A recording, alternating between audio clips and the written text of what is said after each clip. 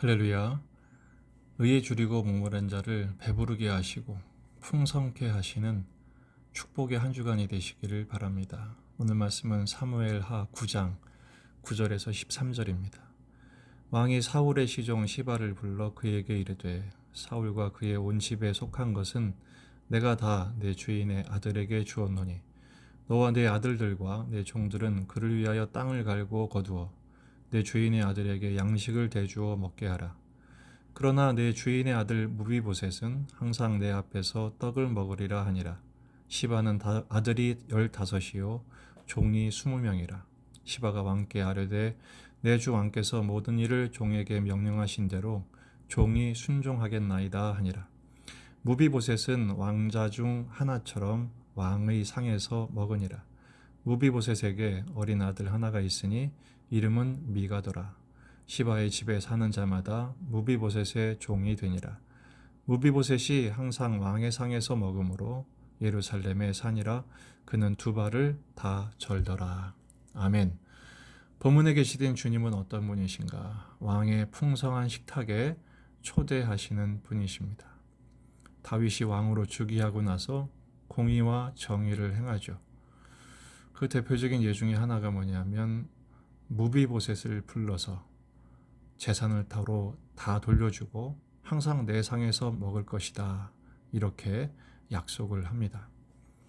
말만 할 뿐 아니라 사울의 시종이었던 시바를 불러서 사울과 온 집에 속한 것을 무비보셋에게 돌려주라고 명령합니다. 그를 위해 땅을 갈고 또 거두어서 양식을 제공하라는 것이죠.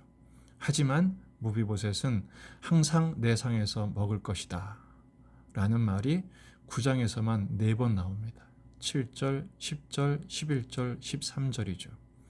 시바는 왕이 명령한 대로 다 준행하겠습니다. 서약을 하고 또 무비보셋은 왕자 중 하나처럼 다윗 왕의 상에서 식사를 합니다.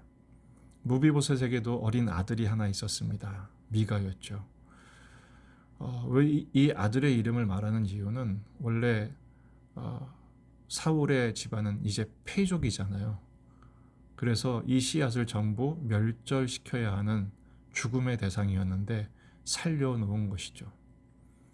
그러니까 무비보셋만 살려놓은 것이 아니라 그 아들까지 살려놓고 그 아들과 함께 식탁을 같이 했다는 것입니다. 가족으로 지냈다는 것입니다.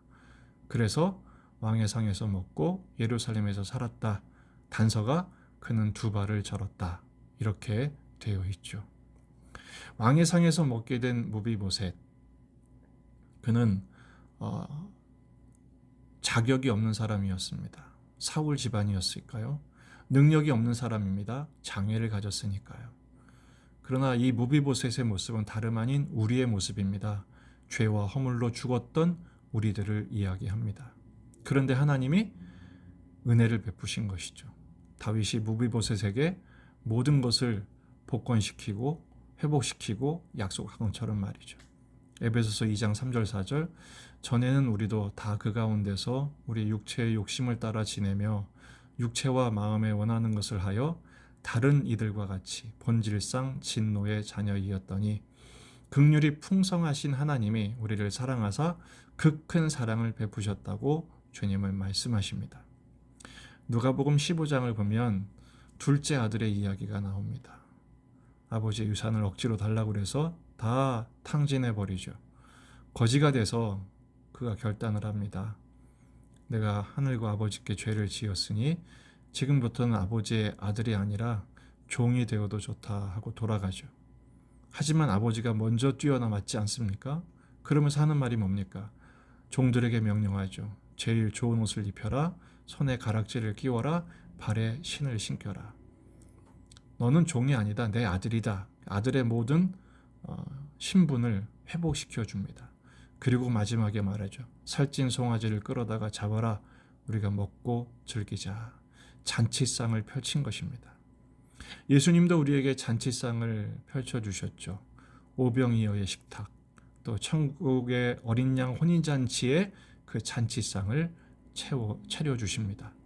원수의 목전에서 내게 잔치상을 펼쳐주시고 내 잔을 넘치게 해주실 줄로 믿습니다.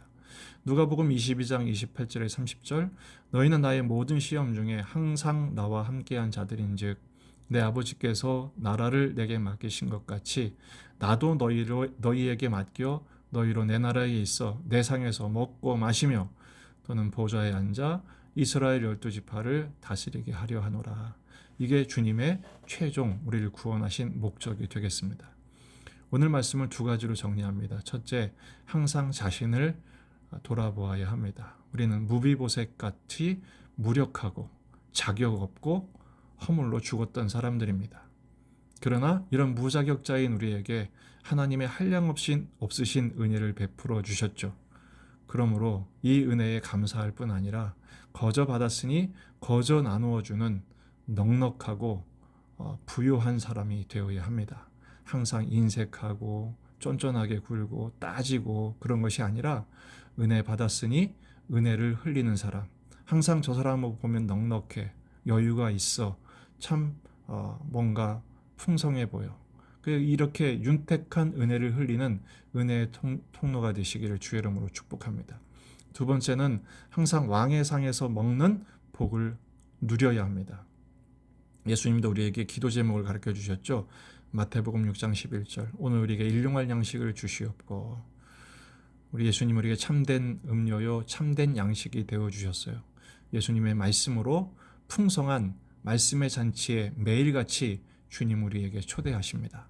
이스라엘 백성들은 광야에 나가서 만나를 주어서 먹었던 것처럼 우리도 매일같이 하나님의 은혜의 보좌 앞에 나아가 하나님의 말씀의 음식을 먹고 그 말씀으로 인한 생명의 양식을 섭취하고 여러분 하루에 밥만 열심히 먹는 것이 아니라 영의 양식을 매일같이 풍성하게 섭취하게 될 때 또 그 말씀대로 순종할 때 소화가 잘 돼서 우리가 거룩한 존재요 또 은혜의 존재로 변화되고 새롭게 될 것입니다.